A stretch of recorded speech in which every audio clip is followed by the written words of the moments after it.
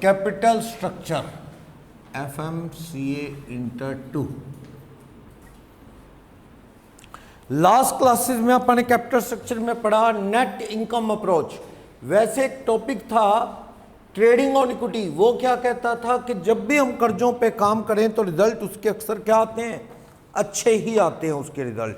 ये कह रहा था रिजल्ट अच्छे आते हैं, क्यों? डेट अच्छा ही है कैपिटल स्ट्रक्चर में। डेट बढ़ने से इक्विटी गिरता है, उतना नहीं गिरता जितना डेट बढ़ता है, अच्छे रिजल्ट आते हैं। फिर अपन ने पढ़ा था net income approach, relevant theory है।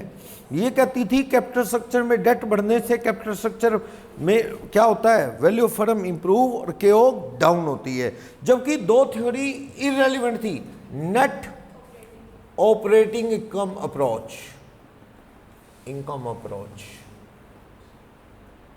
वैसे ट्रेडिशनल अप्रोच यही कहती थी, इसी ने मोदी गिलियानी, ये मोदी गिलियानी मिलर अप्रोच क्या थी, वो यही कहती थी इररेलेवेंस थ्योरी।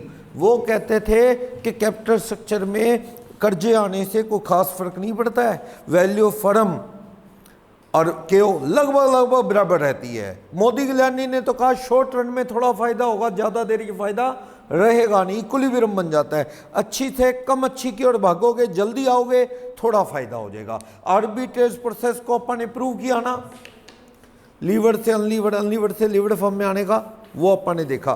तो कैपिटल स्ट्रक्चर में फर्क पड़ने से फर्क पड़ता है वैल्यू ऑफ फर्म पे, ये अपन ने बात की थी। ठीक है, चलो, तो एक तो ये बात।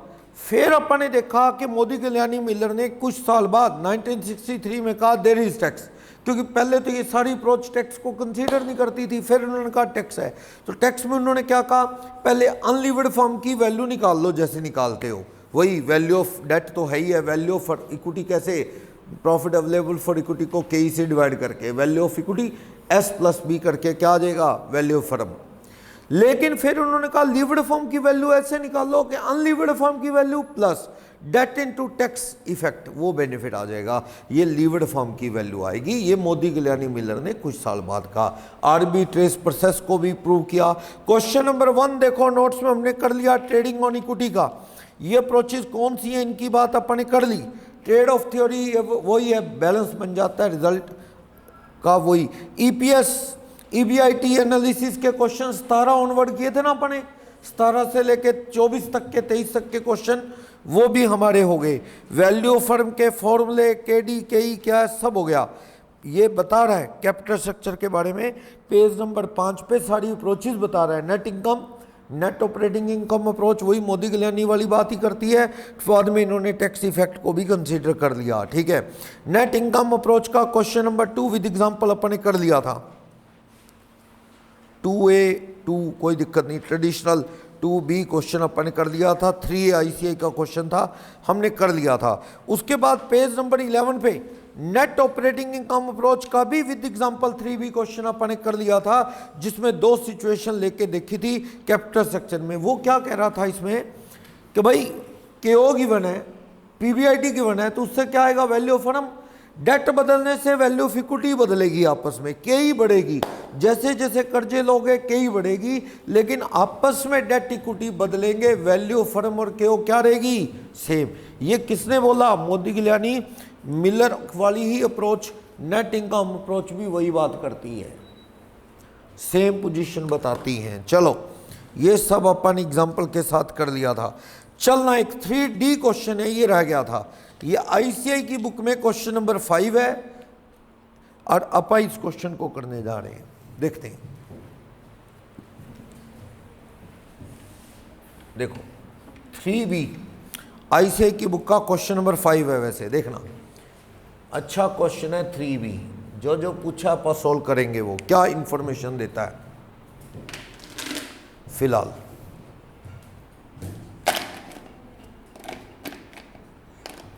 क्या कहता है देखो, ये कह रहा है अल्फा लिमिटेड और बीटा लिमिटेड आइडेंटिकल है, एक सी कंपनी है। कौन कौन, अल्फा और बीटा। कह रहा है कैपिटल स्ट्रक्चर का फर्क है, वैसे एक सी है, कैपिटल स्ट्रक्चर का फर्क है। पेज नंबर 13 पे है, ICI का इलस्ट्रेशन नंबर 5 है। ये क्या 3D है, ये 3D क्वेश्चन नंबर 3D। चलो क्या कहता है, अल्फा बीटा एक सी है, कैपिटल स्ट्रक्चर का फर्क है, अल्फा में 50% डेट है, 50% इक्विटी, बीटा में 20% डेट है और 80% equity. All percentage are market value terms. Okay, borrowing rate 8% कहता है, दोनों कंपनी पे इंटरेस्ट की रेट है, और कहता है नो टैक्स वर्ल्ड है, यानी कि there is no tax, capital market में कोई टैक्स का परवाह ना करो। तो ये क्वेश्चन है, देखो अल्फा कंपनी, दूसरी कंपनी कौन सी है, बीटा कंपनी। इसमें क्या कहता है, डेट कितने हैं, इसमें डेट है 50%, इक्विटी कितना है 50, 100% ऐसे है कैपिटल स्ट्रक्चर। इसमें क्या, दूसरे वाली में डेट सिर्फ 20% है, इक्विटी 80, तो ये कितना है 100%। चलो क्या कह रहा है, कॉस्ट ऑफ डेट केडी कितना है, KD 8%, no tax on company, no tax on company. ये सारी इंफॉर्मेशन दे रखी है इसने। हमें क्या कहता है, if you own 2% share of alpha limited, मान लो आपके पास कितने शेयर है अल्फा के, 2% शेयर हैं, डिटरमाइन करो आपकी कितनी रिटर्न होगी और कंपनी की नेट इनकम कितनी है 360। ये कौन सी इनकम होती है, नेट ऑपरेटिंग इनकम, पीबीआईटी कोई बोलते हैं, जिसमें से इंटरेस्ट ना घटाओ, क्योंकि इंटरेस्ट एक फाइनेंस कॉस्ट है। ऑपरेटिंग इनकम का मतलब सिर्फ office and administration, selling and distribution कटे हो, ब्याज का खर्चा नहीं। तो यानी ये पीबीआईटी 360 है। ओवरऑल कॉस्ट ऑफ कैपिटल केओ कितनी है 18%। A1 में कह रहा है कि केओ कितनी है 18%, पीबीआईटी कितना है 360, पीबीआईटी 360। अब एक बात बोलो, केओ 18, पीबीआईटी 360, आपका 2% हिस्सा कितना बनता है वो तो बाद में देखूंगा, पर मुझे एक बात बताओ, आप वैल्यू ऑफ फर्म कैसे कर लेते थे, पीबीआईटी अपॉन वी से वैल्यू ऑफ फर्म आ जाती थी कि नहीं आ जाती थी, बड़े क्वेश्चन के कॉस्ट ऑफ कैपिटल से करते आ रहे हैं। केओ कितना है 18, पीबीआईटी कितनी 360, 360 का क्या कर लो आप, 360 का 18% से डिवाइड करो, कितना आ गया 360 डिवाइडेड बाय 18%, 20 लाख, 20 लाख रुपए क्या गया अपना वैल्यू ऑफ फर्म आ जाएगा इधर आके डिवाइड, ये वैसे 18% है और ये क्या आ जाएगा इधर आके वी, तो वी सोल्व करोगे तो कितना आ जाएगा 18% इधर डिवीजन में आ जाएगा, ये वी आ जाएगा। चलो वी कितना 20 लाख के टुकड़े कर लो, 20 लाख में अगर अल्फा की बात करूं तो 50% यानी 10 लाख के डेट आ जाएंगे और 10 लाख के क्या आ जाएंगे इक्विटी, यही बात है ना, समझे 10 लाख कैसे लिखा मैंने। और बीटा में का बात करूं तो 2 लाख का ये और 4 लाख, सॉरी 4 लाख 16 लाख ये। अगर मैं उस एंगल से बात करूं तो टोटल वैल्यू ऑफ फर्म इसमें 20 लाख उसमें 20 लाख, तो इस तरह से होगी कुछ। अगर इस तरह से होगी तो 2% हिस्सा अगर अल्फा में हो तो आपको क्या बना, पहले वैल्यू ऑफ इक्विटी तो निकाल लो। वैल्यू ऑफ इक्विटी अल्फा में कैसे निकाल सकते हो आप, अल्फा में। चलो पीबीआईटी कितना है 360, हाँ जी बोलो। वैल्यू ऑफ इक्विटी के लिए प्रॉफिट फॉर इक्विटी चाहिए होगा, इंटरेस्ट ऑन डेट कितना लगा दोगे बोलो, 10 लाख के डेट हैं 8% इंटरेस्ट है तो कितना हो गया 80, ये प्रॉफिट बिफोर टैक्स आ गया कितने रुपए 280, क्या टैक्स है ये आ गया, profit before tax for equity कितने रुपए का 2,80,000 रुपए का। अब देखो इक्विटी के लिए प्रॉफिट बच गए ना 280, अगर आपके पास 2% शेयर है तो आपकी रिटर्न कितनी होगी, रिटर्न टू, ये जो बंदा है कोई भी, रिटर्न ऑन इक्विटी अगर 2% होल्डिंग है अल्फा में तो आपकी रिटर्न कितनी रहेगी 2,80,000 इक्विटी के लिए बचे, उसका 2% इनकम आपको कितनी मिल सकेगी 5600। बीटा में पूछा ही नहीं, बीटा में पूछता तो 2% वहाँ कर लेता, वहाँ क्या रखता 360 में 4 लाख का 20% ब्याज, सॉरी 4 लाख का 8% 32,000 ब्याज पड़ जाता, प्रॉफिट फॉर इक्विटी आ जाता, और इक्विटी में 2% होता तो वहाँ भी हिस्सा निकाल देता। पर इसने क्या पूछा, सिर्फ हमें बताओ 2% शेयर अल्फा में है, तो अल्फा में बता दिया अपन ने कितना हिस्सा मिल सकता है आपको, 5600 रुपये मिल सकता है, पता लगाना। क्वेश्चन का सेकेंड पार्ट कहते हैं कैलकुलेट करो केई, किसकी अल्फा की, अल्फा की केई कैसे निकलेगी, हाँ जी केई आप मुझे बताओ वैल्यू ऑफ इक्विटी का क्या फॉर्मूला होता है? Profit for equity divided by के, यही फॉर्मूला होता है। प्रॉफिट फॉर इक्विटी कितना है? 280। वैल्यू ऑफ इक्विटी तो निकल गया। जब 20 लाख रुपए वैल्यू ऑफ फर्म है, वी क्या होता है आपको पता है? वी होता है एस प्लस बी होता है। अगर मैं अल्फा कंपनी की बात करूं तो 20 लाख ये अगर, तो वैल्यू ऑफ इक्विटी कितना है? 10 के कर्जे 50%, 50 ये और 50 वो, 10 के कर्जे, तो वैल्यू ऑफ इक्विटी कितना है? 10 लाख, 50%। तो वैल्यू ऑफ इक्विटी ये एस कितना है? 10 लाख, और ये 2,80,000 प्रॉफिट फॉर इक्विटी। अल्फा का ही पूछा उसने, बीटा की बात ही नहीं कर रहा। अल्फा में बताओ कितना है? अल्फा में 2,80,000 का प्रॉफिट फॉर इक्विटी है, डिवाइडेड बाय के ही करते थे तो एस आता था। अब अगर अपने को एस पता है 10 लाख, तो क्या आ जाएगी? के ही आ जाएगी। यहाँ के ही आ जाएगी ना, इधर आके के ही आ जाएगी। ये पता है मेरे को, ये प्रॉफिट पता है, तो के ही कितनी आ गई बोलो? 0.28 कह दो या 28% कह दो, एक ही बात है। एक आंसर ये आ गया, पूछा था उसने, सारा कुछ किया हुआ है अपने। अगला पॉइंट कहता है बीटा में आ जाओ। बीटा की भी सेम नेट ऑपरेटिंग इनकम है 360, तो आप बीटा के लिए क्या निकाल दो? रिटर्न ऑन इक्विटी निकाल लो। लो बीटा के लिए कर लो, यही सारी कहानी। अब बीटा कंपनी के लिए कर लो। बीटा के लिए बोलो पीबीआईटी कितना है? सेम है। ऑपरेटिंग प्रॉफिट कह लो 360। बीटा में इंटरेस्ट ऑन डिबेंचर कितना आएगा? इंटरेस्ट ऑन डेट कितने? 20 लाख का 20%, 4 लाख का 8%, कितना आएगा? 32,000। प्रॉफिट फॉर इक्विटी कितने आ जाएंगे? प्रॉफिट फॉर इक्विटी कितना? 3,28,000। तो आप मुझे बताओ 32 लाख में वैल्यू ऑफ फर्म अगर उसकी कितनी है? 20 लाख। 20 लाख में डेट यानी बोरिंग 20% 4 लाख है, तो वैल्यू ऑफ इक्विटी कितनी है? 16 लाख है। तो आप बताओ वैल्यू ऑफ इक्विटी एस कैसे आया करता है? Value profit for equity, profit for equity divided by के। तो के ही निकालना है, तो क्या करोगे? प्रॉफिट फॉर इक्विटी को किससे डिवाइड कर दोगे आप? वैल्यू ऑफ इक्विटी से, जो कि मुझे पता है। कितनी पता है बोलो? प्रॉफिट 328 है, वैल्यू ऑफ इक्विटी कितनी है? 80%, कितना? 16 लाख। इंटू 100 करो या ना करो, कितना आ जाएगा बोलो? यानी 20.5% आ गया, बस खत्म। बोलो एनालाइज करो अल्फा और बीटा में क्या डिफरेंस है। तो आप देख सकते हो अल्फा में रिटर्न ऑन इक्विटी यानी के कितनी है? 28%, और बीटा में कितनी है? 20.5%। ऐसा क्यों हुआ बताओ? एनालाइज करो। के अल्फा में 28 और बीटा में सिर्फ 20.5, ऐसा क्यों? क्योंकि अल्फा में कर्जे ज़्यादा हैं, अल्फा में कर्जे ज़्यादा हैं, और बीटा में कर्जे क्या हैं? कम है, 4 और उसमें 10। कर्जे ज़्यादा होने से रिस्क क्या है? बढ़ता है। जैसे जैसे कर्जे बढ़ते हैं वैसे वैसे कई क्या है? अप होती है। लोगों की एक्सपेक्टेशन खतरे में आ जाती है, तो इसलिए वो ज़्यादा की उम्मीद करते हैं। आप भी कर्जे वाली फर्म में पैसा लगाओगे? जल्दी नहीं लगाओगे, जल्दी नहीं लगाओगे आप। वो चीज़ है, इसको एनालाइज कर लो। कर्जों का लिंक है सारा का सारा। भी लीवर्ड फर्म जितनी ज़्यादा लीवर्ड होगी, जितने ज़्यादा कर्जे होंगे, उतना ही क्या है? इक्विटी के लिए रिटर्न की एक्सपेक्टेशन क्या होगी? ज़्यादा होगी। हो जाएगा? बोलोगे डाउट? पेज नंबर 15-16 पे मोदी गिलानी मिलर की अप्रोच। एक बार तो बिना टैक्स कहता था, 1963 में टैक्स आने की बात की।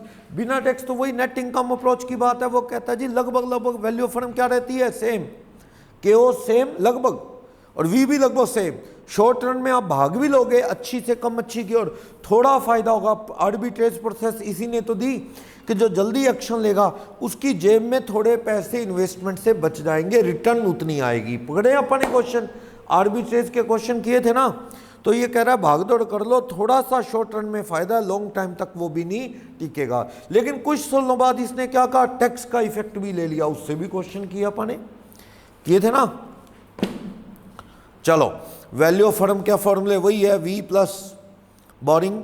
वो टैक्स बेनिफिट कैसे जोड़ते हैं? मैंने तो एग्जांपल भी कर लिए थे अपने। तो वही क्वेश्चन यहाँ है। आर्बिट्रेज का मैंने लास्ट क्लास में क्वेश्चन करवाया था, वो 4A यही है। 4A ये करवाया था मैंने आपको।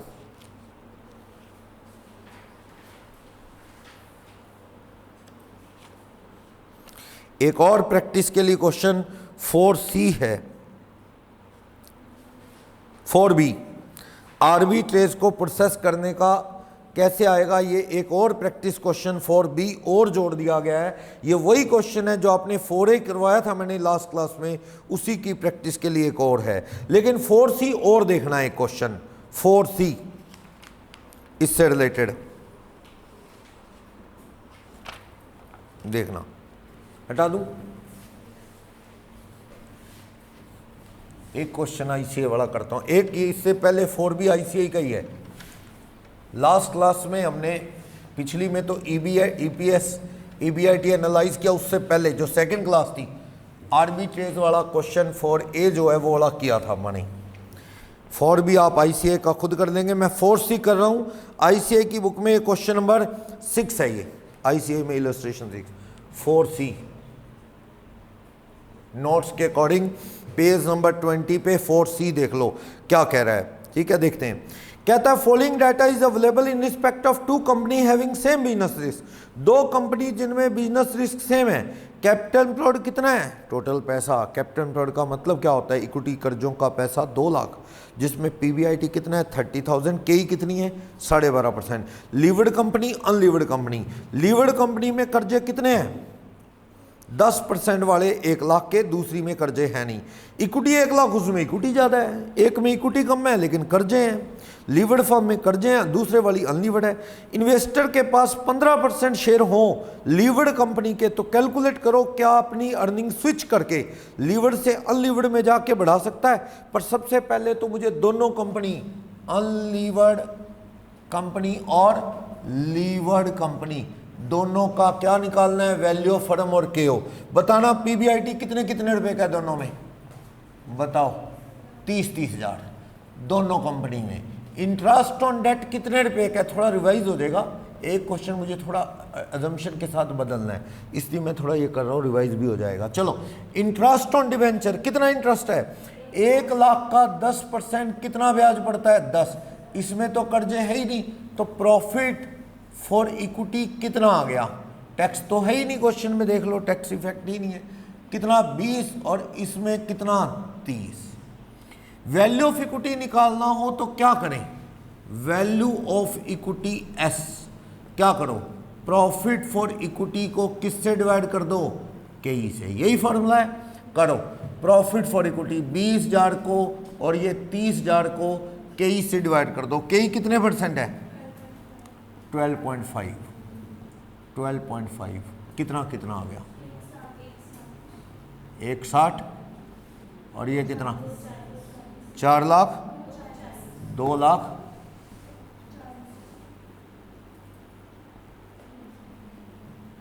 160 240। ठीक है, वैल्यू ऑफ डेट, कर्जे कितने कितने हैं, जिसे डी कह लो बी कह लो, कितना है कर्जा, इसमें 1 लाख है, इसमें कर्जा नहीं है, तो वैल्यू ऑफ फर्म कितना कितना आ गया वी। इसमें वैल्यू ऑफ फर्म आ गया 260 और इसमें आ गया 240। और केओ कैसे आता है, पीबीआईटी अपॉन में वी। पीबीआईटी कितना है 30,000 अपॉन में 260, इसमें भी 30,000 अपॉन में 240। हाँ जी बताना केओ कितना कितना आ गया, क्यों 30 बटा में 260 इंटू 100 54, और इसमें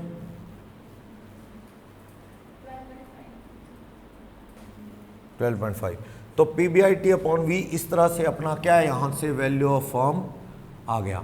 तो आप देखो केओ और वी दोनों में देखो बेस्ट कौन सी कंपनी लग रही है, जिसकी केओ कम और वी क्या हो ज्यादा। तो अच्छी कंपनी कौन सी है, अनलीवर्ड कंपनी, ये बेस्ट है, इसमें फर्म ज्यादा है और अपनी कॉस्ट ऑफ कैपिटल क्या है कम है। हम अब अच्छी कंपनी से कम अच्छी की ओर जाएंगे, स्विच ऑफ करेंगे फ्रॉम लीवर्ड से किसमें, levered to unlevered firm.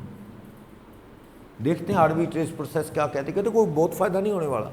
Modi के मिलर की आर्बिट्रेज प्रोसेस है ना, आर्बिट्रेज प्रोसेस में आपको शेयर कितने हैं बंदे के पास वो बता रहा है। तो sale value of 15% equity in levered form. हाँ जी, लीवर्ड फॉर्म में 15% शेयर है इसके, ये 15% नीचे दे रखा है। वैल्यू ऑफ इक्विटी कितनी है आपकी? 160 का 15%,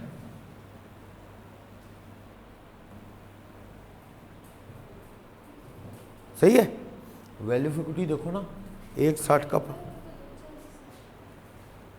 अपन अनलीवर्ड से लीवर्ड में जाना है ना। अच्छा, लीवर्ड से अनलीवर्ड में आना है।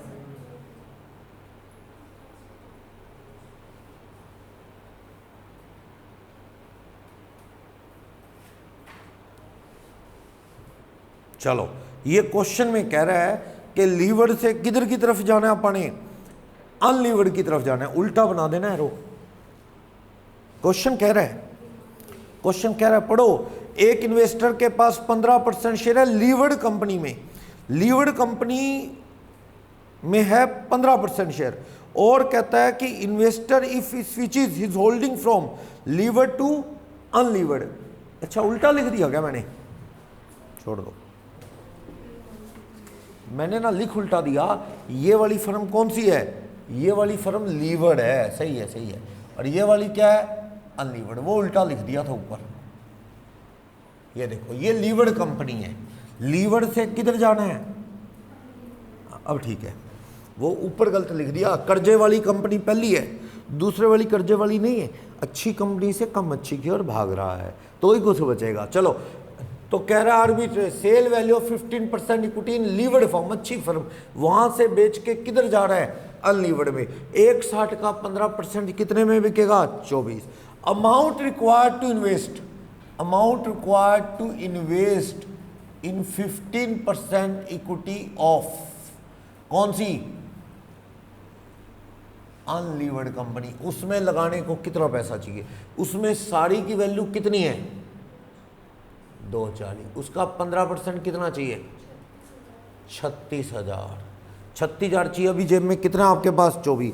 आप रिस्क भी तो बराबर करना चाहेंगे। रिस्क बराबर करे बिना तो कंपैरिजन हो भी नहीं सकता। तो आप personal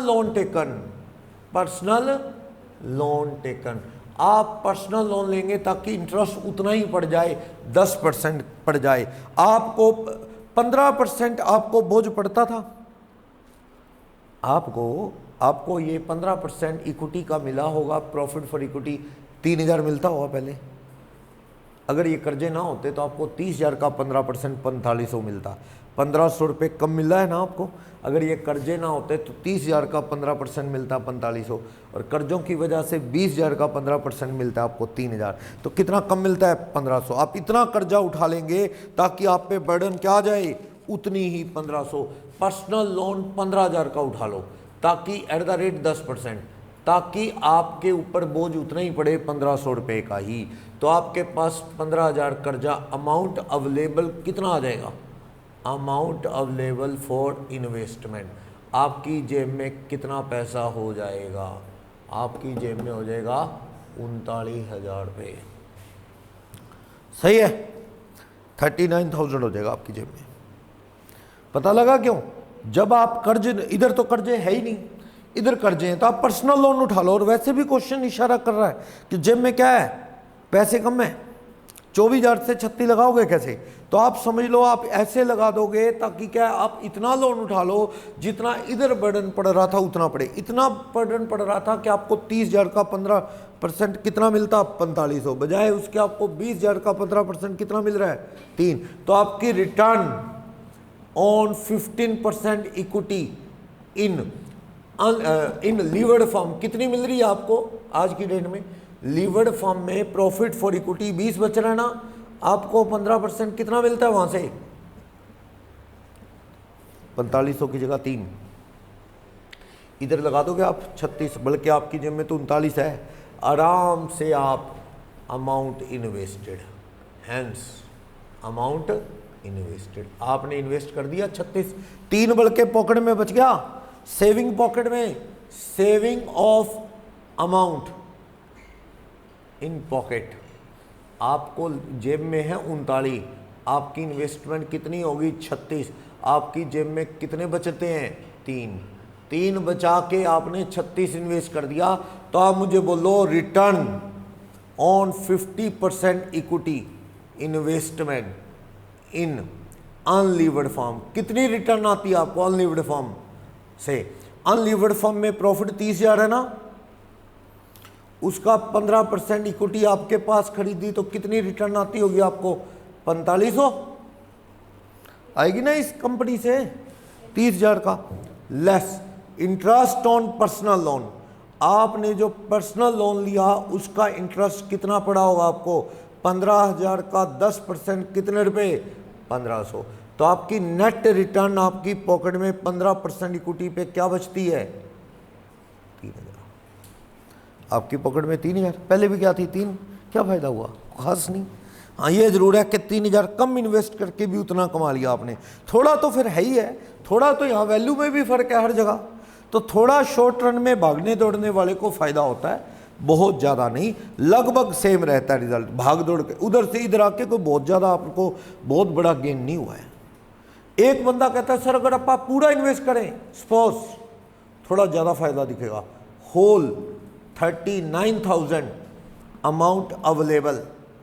amount available invested in कौन सी कंपनी अनलीवर्ड कंपनी, अगर उसमें इन्वेस्ट किया तो कितनी रिटर्न आएगी जानते हो?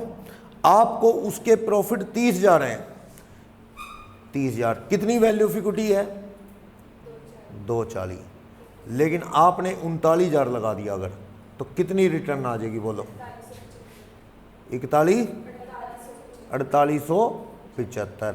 इंटरेस्ट ऑन पर्सनल लोन कितना पड़ेगा आपको? इंटरेस्ट ऑन पर्सनल लोन कितना पड़ता है आपको? आपने 15,000 का 10% कितना कॉस्ट पड़ेगी 1500। तो आपकी नेट इनकम क्या रहने वाली है अगर पूरे पैसे लगा दे तो? यानी 375 एक्स्ट्रा है, 3,000 उधर 3 इधर 3375, 375 ऐसे समझ लो कि 375 मामूली सा एक्स्ट्रा गेन कर रहे हो आप। आर्बिट्रेज प्रोसेस की प्रैक्टिस के लिए क्वेश्चन आपने एक और कर लिया, 375 एक्स्ट्रा है ना, जबकि उस फर्म में क्या रहा था अनलीवर्ड में 3,000, यहाँ 3375 375 एक्स्ट्रा आ रहा है। वैसे अगर इस स्टाइल से करो तो यही खत्म कर दिया। अगर आप पूरे इन्वेस्ट करने की assumption लगाओ तो फिर पूरे इन्वेस्ट कर दिए तो फिर थोड़े से ज़्यादा कमाई दिखती है, और ये भागदौड़ में थोड़ी कमाई ज़्यादा दिन टिकेगी नहीं, it will not last long. समझे? आर्बिट्रेज प्रोसेस बोलो हो जाएगा ना? चलो एक और क्वेश्चन देखना, ये अपन ने कर लिया था 5, 6, 7, 8 रिवर्स आर्बिट्रेज का 9 कर लिया था अपन ने, नोट्स में पहले था ये क्वेश्चन 5, 6, 7, 8, 9 ये हो गए थे। 10th इजी क्वेश्चन है, प्रैक्टिस के लिए एक और क्वेश्चन है उसी तरह का। 11 पे आना आप एक बार, 11 पे क्या कहता है क्वेश्चन नंबर 11। थोड़ा सा एक assumption में फर्क है, आईसीआई का क्वेश्चन हटा दूं।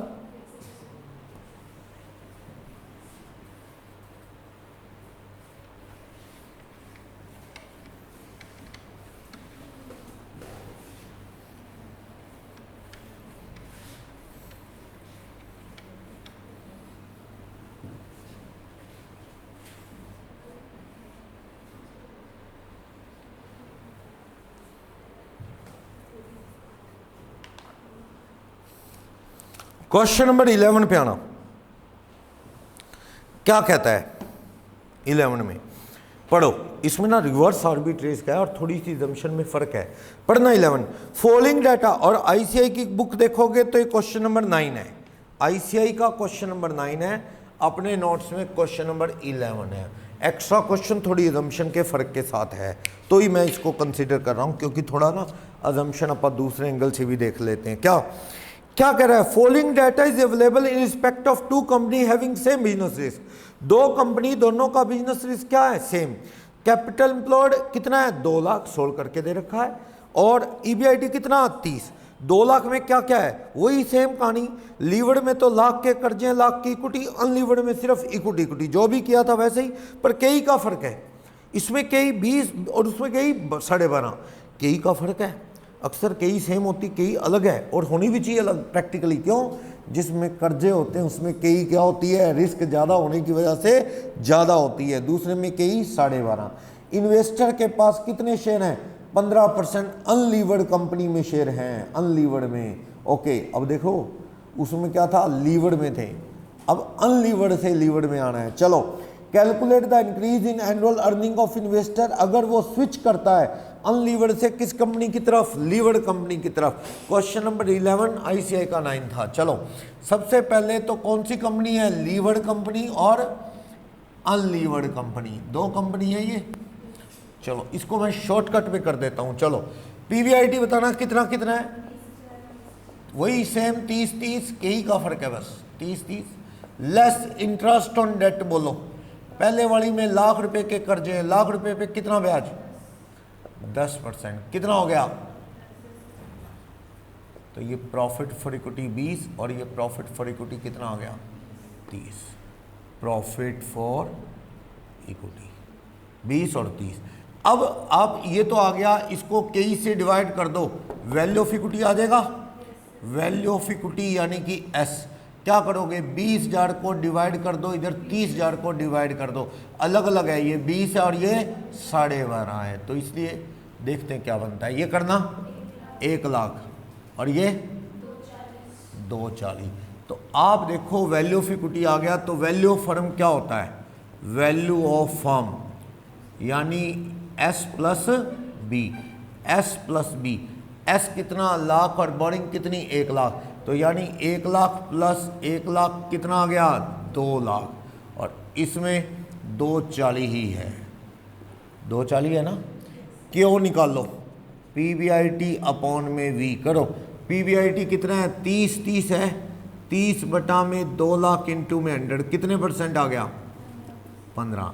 और इसमें 30 अपॉन में 240 इंटू 100 कर लो तो ठीक, ना करो तो ठीक, 12.5%। ये क्या आ चुका है? 12.5, और ये 15% क्या आ चुका है? ये क्यों आ गया? अच्छी कंपनी वैसे देखा जाए तो कौन सी है? उल्टा कर दिया ना इस क्वेश्चन को, इसमें कई बदलने सारा क्वेश्चन बदल गया, जो लास्ट क्वेश्चन किया वैसा है। पर अच्छी कंपनी कौन सी आ गई? अब अच्छी कंपनी अनलीवर्ड आ गई, जिसमें केओ क्या है? कम, और वैल्यू फर्म ज़्यादा। इसीलिए कह रहा है किधर जाना चाहता है वो, क्लियर कह रहा है। बंदे के पास 15% शेयर है अनलीवर्ड में, तो ही wants to switch from unlevered company to levered company, levered की तरफ जाना चाहता है। अब देखो 15% शेयर है, 15% इक्विटी इन कौन सी company? Unlevered company. Can be realized for, कितने में बिक जाएगी? वो 2,40,000 का 15% कितने में बेच लेगा? 36,000। चल, उधर लगाने को कितना पैसा चाहिए?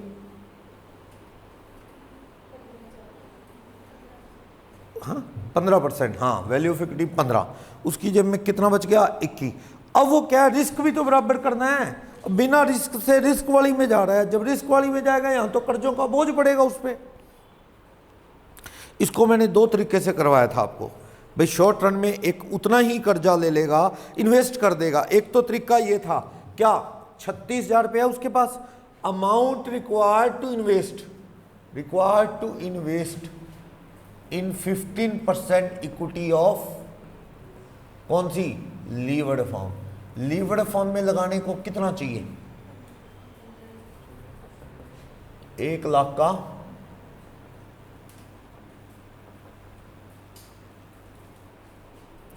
15% 15,000, यही है ना।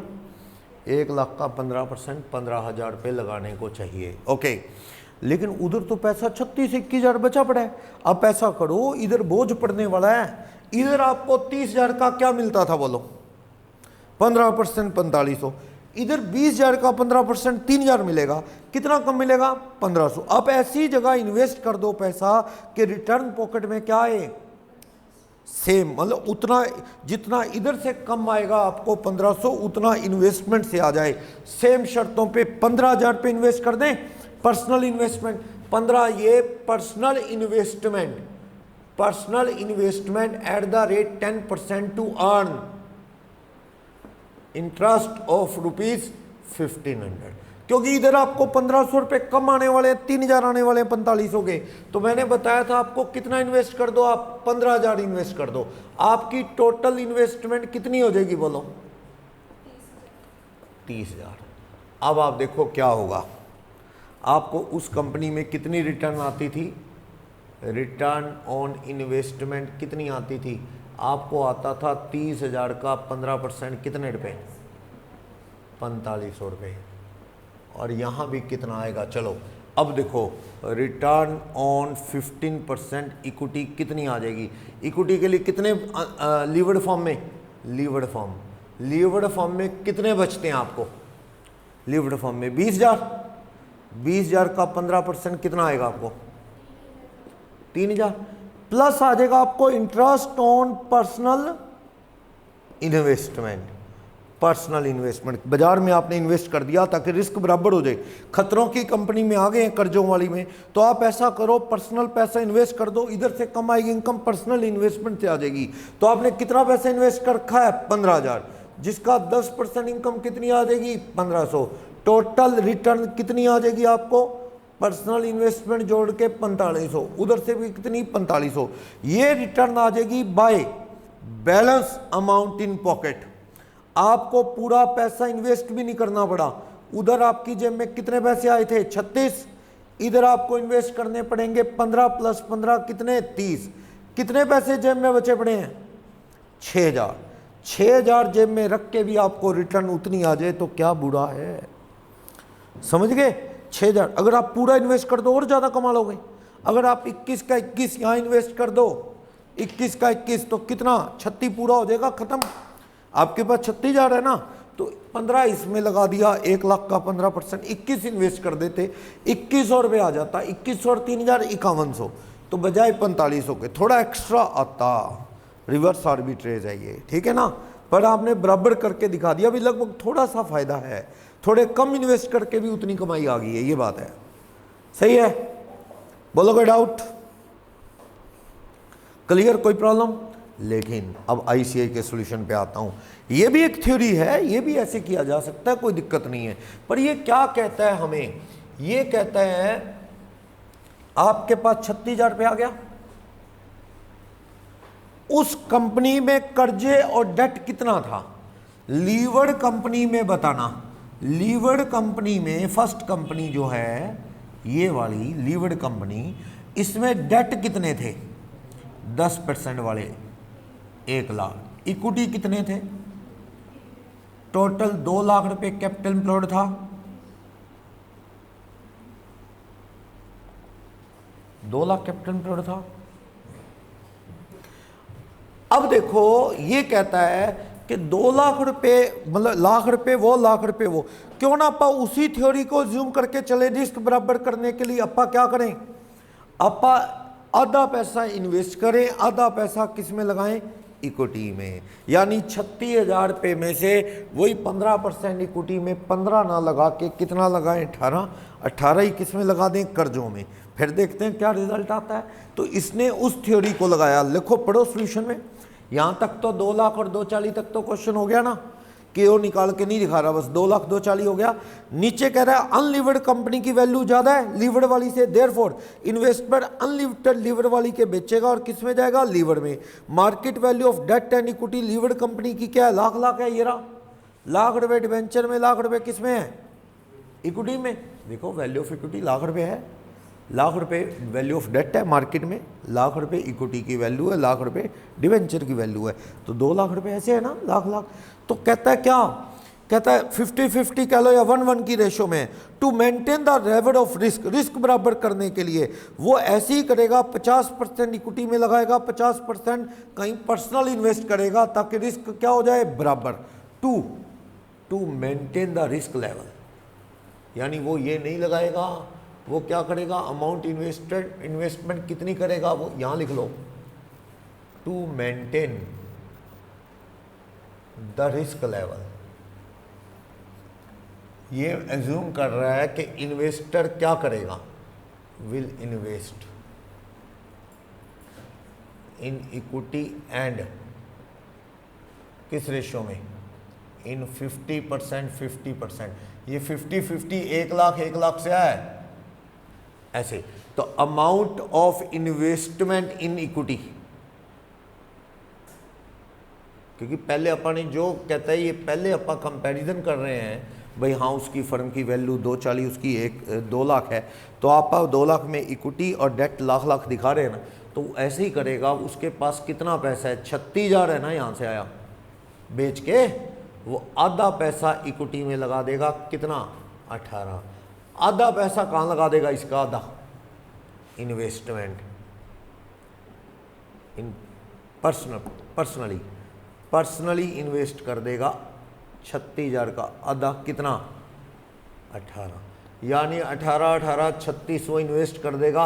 अब रिजल्ट उसकी पॉकेट में क्या आएगा, चेक करना अब क्या आएगा रिजल्ट। अगर ये ऐसे इन्वेस्ट करेगा तो उससे क्या रिजल्ट मिलने वाले हैं, चेक करो। उससे जो पर्सनल इन्वेस्टमेंट कह दो या पर्सनल लोन गिवन, किसी को पर्सनल लोन दे देगा, given to cover the risk of debt in levered company. अब लीवर्ड कंपनी में तो कर्जे हैं, उसका रिस्क कवर करने के लिए अगर उधर कर्जा है, मेरे पे बोझ है, मुझे कम इनकम आती है, तो पर्सनल लोन मैं दे देता हूं उतना ही, ताकि मेरा रिस्क क्या हो जाए, बराबर हो जाए। ऐसा किया उसने। तो देखें उसे रिटर्न क्या आने वाली है, चलो return to investor by above planning क्या आने वाली है, रिटर्न ऑन इक्विटी कितना आएगा from unlevered company, sorry levered company. Levered company में उसने 18,000 लगा दिया है। 18,000 पे इक्विटी में पैसा लगाने से कितनी रिटर्न आती है वहाँ पे, देखो 20%, कितने रुपए आ जाएगी, 3600 रुपये रिटर्न आ जाएगी, plus interest on personal loan given. उसने लोगों को लोन दे दिए ताकि मेरा रिस्क कवर हो जाए, इधर कर्जों का डर है, उधर कर्जे मैं दे देता हूं, रिस्क बराबर। तो 18,000 पे कितना इंटरेस्ट आएगा। अब इसमें इन्वेस्टमेंट की रेट उसने वही मान ली 10% वाली, क्योंकि इधर जो बर्डन इस पे पड़ता है 10% पड़ता है। कितनी रिटर्न आएगी उसको, 1800। तो टोटल कितने रुपए रिटर्न आ जाएगी उसको, 5400 रुपये, जबकि उधर से कितनी आती थी, 4500। तो 4500 की जगह 5400 आएगी। तो एक्स्ट्रा रिटर्न भागदौड़ में कितनी आ गई, extra return on switching off from unlevered company to levered company. जो मैं कर रहा था उसमें कितनी आ रही थी, 21,000 इन्वेस्ट किया था, 2100, और आ रही थी 20,000 रुपये का, कितनी आ रही थी, 15% लगा रहा था तो 3,000 एक आ रहे थे उसको, ठीक है। 21,000 रुपये उसकी जेब में बच गए थे, इसमें से 36 में से वो लगा रहा था 10% पे, 2100 वो आ रहे थे। तो 2100 और 3,000 कितने रुपए बनते, 5100। अब कितने बन गए उसे, 5400। मानो आधे आधे इन्वेस्ट कर देगा, यानी इक्विटी में उसने पैसे की जो इन्वेस्टमेंट है थोड़ी हमारी प्लानिंग के अकॉर्डिंग ज़्यादा कर दी उसने। नहीं तो 1 लाख का 15% 15 करते, उसने 18 दिखा दी। वो कहता है जी रेशो बराबर कर लो, इक्वल 50-50। ये डिफरेंस ऑफ ओपिनियन है, जो मैंने किया बिल्कुल सही होगा वो 5100 वाला, कोई दिक्कत नहीं है उसमें, बस एक डिफरेंस ऑफ ओपिनियन है। उसने कहा कि अपना इसमें आधा डेट है आधा इक्विटी, उसी रेशो में चलते हैं, ताकि कर्जों का बोझ क्या है, आधा पड़ता है, आधा इक्विटी का, आधा वही आधा कर लिया उसने, आधा इन्वेस्ट कर दिया इस कंपनी में, आधा पैसा पर्सनल लोन दे दिया, ताकि मुझे इधर बर्डन पड़े तो उधर लोन पे मुझे आ जाए हिसाब बराबर। एक बंदे को टेंशन है कि मैंने लोन ले रखा है, लोन ले रखा है, टेंशन खत्म करनी है तो लोन दे दो, उतना ही किसी को लोन दे दो, ताकि क्या है, उधर लेने हैं उधर देने हैं। ब्याज सस्ता होगा लोन का, क्या डर है, सस्ता होगा तो हमें कम आएगा, तो हमें कम देना पड़ेगा, समझो ना। रिस्क बराबर करना है तो ऐसे ही है, रिस्क बराबर तो ही होगा। क्लियर ना, ये चीज़ है। सेम शर्तों पे करने के लिए उसने ऐसा किया। बोलो कोई डाउट, कर लोगे।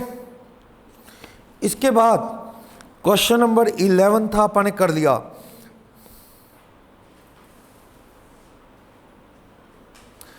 थर्टीन तो इंडिफरेंस पॉइंट का है। इस तरह के क्वेश्चन तो आप पहले कर चुके हैं लगभग काफी। 13, 14, 15 ये सारे क्वेश्चन ना 13, 14, 15, 16 एक्स्ट्रा प्रैक्टिस हैं।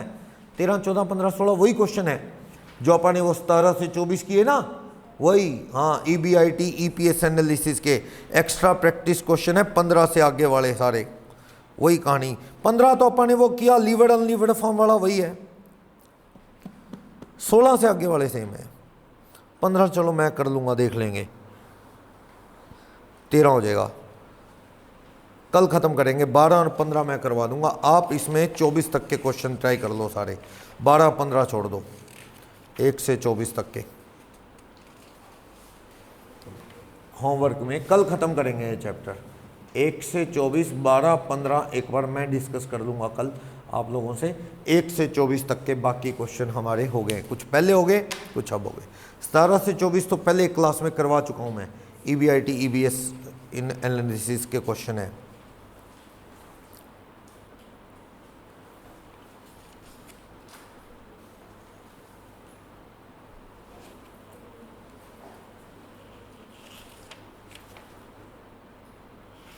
छब्बीस तक, 1 से 26 पढ़ लेना आप, 1 से 26, ठीक है। कल खत्म कर देंगे आप ये चैप्टर कैपिटल स्ट्रक्चर का, ठीक है। सारे आ गए इसमें क्वेश्चन, एक्स्ट्रा भी, आई से भी सब आ गए।